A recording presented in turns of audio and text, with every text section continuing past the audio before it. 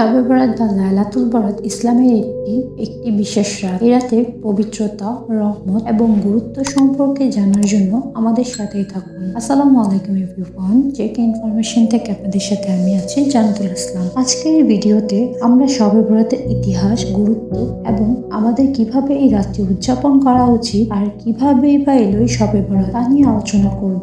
শবে বরাত বা লাইলাতুল বরাত হচ্ছে হিজরি শাবান মাসের 14 ও 15 তারিখের মধ্যবর্তী রাতের পালিত মুসলিমদের গুরুত্বপূর্ণ রাত। উপমহাদেশে এই রাতকে শবে বরাত বলা হয়। ইসলামী বিশ্বাস মতে এই রাতে মহান আল্লাহ তাআলা তার বান্দাদেরকে বিশেষভাবে ক্ষমা করে থাকেন। শাবান মাসের 14 তারিখের দিবাগত রাতকে শবে বরাতের রাত্রি বলে ঘোষণা করা হয়। সব শব্দটি একটি ফার্সি শব্দ যার অর্থ হলো রাত, আর বরাত শব্দের অর্থ হলো ভাগ্য।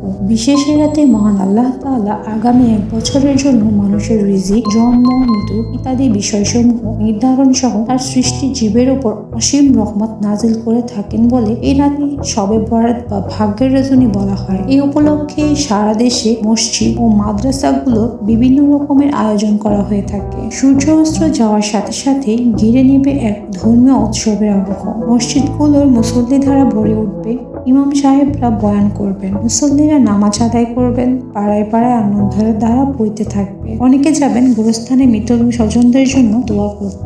এই শবে বরাত পালন নিয়ে আলেম ওলামা ও ধর্মচিন্তাবিদদের মধ্যে মতামত থাকলেও 19 শতকের শেষের দিক থেকে বাংলাদেশে পালিত হয়ে আসছে পবিত্র শবে বরাত। হাদিসে এটাকে লাইলাতুল নিসফি মিন শাবান বলা হয়েছে। এই রাতকে লাইলাতুল বরাতও বলা হয়। বহু মুহাক্কিক, আলেম ও ইসলামের বিশেষজ্ঞগণ এই রাতের বিশেষ কোনো ইবাদতের নির্দেশ নেই বলে মনে করেন। ভারত, বাংলাদেশ, পাকিস্তান ও ইরান সহ কয়েকটি দেশে শবে বরাত পালনের ব্যাপকতা লক্ষ্য করা যায়, অথচ সৌদি আরবে শবে বরাত কোনো অস্তিত্ব নেই। হাদিস জগতের সবচেয়ে বিশুদ্ধতম গ্রন্থ বুখারী ও মুসলিম শরীফে লাইলাতুল নিসফি মিন শাবান নিয়ে কোনো হাদিস পাওয়া যায়নি। তবে সিহাহ সিতার অন্যান্য গ্রন্থে এ সম্পর্কে একাধিক হাদিস পাওয়া যায়। যেমন ইবনে মাজাহ 1388 নম্বর হাদিসে উল্লেখ করা হয়েছে, রাসূল সাল্লাল্লাহু আলাইহি সাল্লাম বলেন, যখন মধ্য শাবানের রজনী আসে তখন তোমরা রাতে দণ্ডায়মান থাকো এবং দিনের বেলায় সিয়াম পালন করো, কারণ ওই দিন সূর্যাস্তের পর মহান আল্লাহ তাআলা দুনিয়ার আকাশে অবতরণ করেন এবং বলেন, কোনো ক্ষমা প্রার্থনাকারী আছে কি, আমি তাকে ক্ষমা করে দিব। কোনো রিজিক তালাশকারী আছে কি, আমি তাকে রিজিক দান করব। কোনো বিপদগ্রস্তকারী ব্যক্তি আছে কি, আমি তাকে বিপদ মুক্ত করব।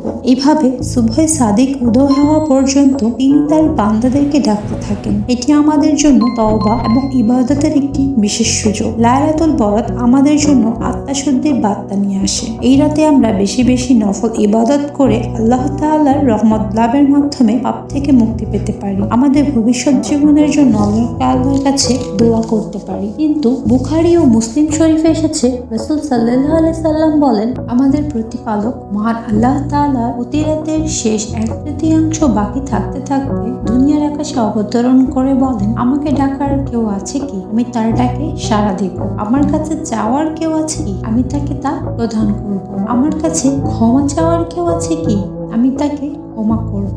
বুখারী ও মুসলিমের এই সহিহ হাদিস দ্বারা বোঝা যাচ্ছে যে মুমিনের জন্য প্রতি রাতই ফজিলতপূর্ণ। এই রাতের বিষয়ে 4 ইমামের ভিন্ন ভিন্ন মত পাওয়া যায়। ইমাম মালিক রাহমাতুল্লাহ আলাইহি ও তার অনুসারী ফকিহ ইমামগণ ও এই রাতে বিশেষ ইবাদত পালন করতে নিষেধ করেছেন। ইমাম শাফিঈ রাহমাতুল্লাহ আলাইহির মতে এ রাতে ব্যক্তিগতভাবে একাকী নিজ গৃহের মধ্যে ইবাদত ও দোয়া মোনাজাতে থাকা মুস্তাহাব। ইমাম আবু হানিফা রাহমাতুল্লাহ আলাইহি ও ইমাম আহমদ রাহমাতুল্লাহ আলাইহি এ বিষয়ে কোনো সুস্পষ্ট মত ব্যক্ত করেননি। কিভাবে এলো এই শবে বরাত? ইতিহাস ঘেঁটে দেখা যায় যে শবে বরাত বলে 400 হিজরির আগে কোনো কিছুই ছিল না। শবে বরাত সর্বপ্রথম চালু হয়েছিল 448 হিজরিতে বাইতুল মুকাদ্দাসে অর্থাৎ মসজিদুল আকসায়। তৎকালীন সেখানকার ইমামগণ বাদশার কাছে নিজেদের জনপ্রিয়তা প্রমাণ করার জন্য শাবানের রাতে মসজিদে উপস্থিত লোকদের মাঝে বহু ফজিলতের ওয়াজ ও নামাজের অশেষ নেকি পাওয়ার বানোয়াট বিবরণ পেশ করতেন।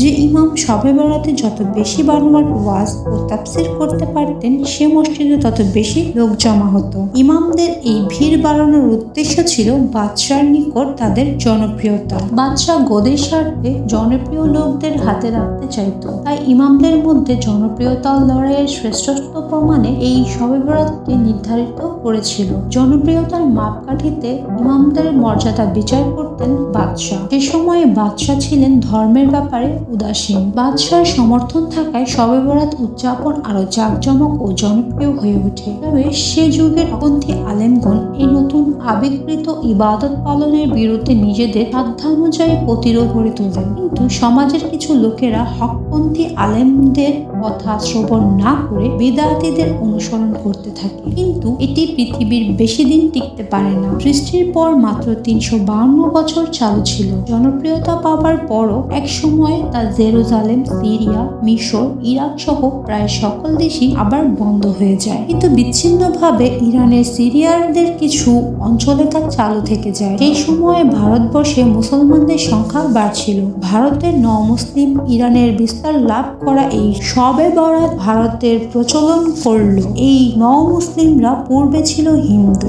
তারা হিন্দুদের দীপাবলি পূজার মতো শবে বরাতের রাতে মোমবাতি, আগরবাতি জ্বালাতো। তারপর তা ধীরে ধীরে ভারতবর্ষে সর্বত্র ছড়িয়ে পড়ল। তারা সালাতুল রাগায়েব নামে চালু করলো একটি নামাজ। এই নামাজ 100 রাকাতের। এটাই শবে বরাতের নামাজ বলে খ্যাতিমান হয়ে ওঠে। আর যেভাবে হালুয়া রুটির প্রচলন শুরু হয়েছিল, শবে বরাতের অন্যতম অনুষঙ্গ হালুয়া রুটি ইতিহাসবিদ অধ্যাপক মুনতাসির মামুন তার গবেষণায় জানিয়েছেন, 19 শতকের শেষের দিকে ঢাকার নবাবরা বেশ জাঁকজমকভাবে শবে বরাত পালন করতেন। সে সময় ঢাকার নবাবেরা শবে বরাতের আলোকসজ্জা করতেন, এরপর মিষ্টি বিতরণ করতেন। সে সময়ে যেহেতু মিষ্টির দোকান খুব একটা প্রচলিত ছিল না, এজন্য মিষ্টি জাতীয় খাদ্য বানানোর উপাদান দিয়ে বাড়ির হালুয়া তৈরির প্রচলন শুরু হয়। ধীরে ধীরে এর বিস্তার ঘটতে থাকে। সেই সিলসিলায় আমাদের দেশ এখনো চালু রয়েছে শবে বরাতে হালুয়া রুটি খাওয়ার প্রচলন। মহান আল্লাহ তাআলা আমাদেরকে বোঝার এবং নেক আমল করার তৌফিক দান করুন। তো ভিউয়ার্স, আজকের এই ভিডিওটি যদি আপনাদের ভালো লেগে থাকে লাইক দিন, শেয়ার করুন, আমাদের চ্যানেলটি সাবস্ক্রাইব করতে ভুলবেন না। আর হ্যাঁ, কমেন্ট বক্সে আপনার মূল্যবান মতামতটি জানাতে অবশ্যই ভুলবেন না। শবে বরাতের এই পবিত্র রাতে আল্লাহ তাআলা আমাদের সকলকে ক্ষমা করুন এবং তার রহমত দিয়ে ভরিয়ে দিন। আমিন।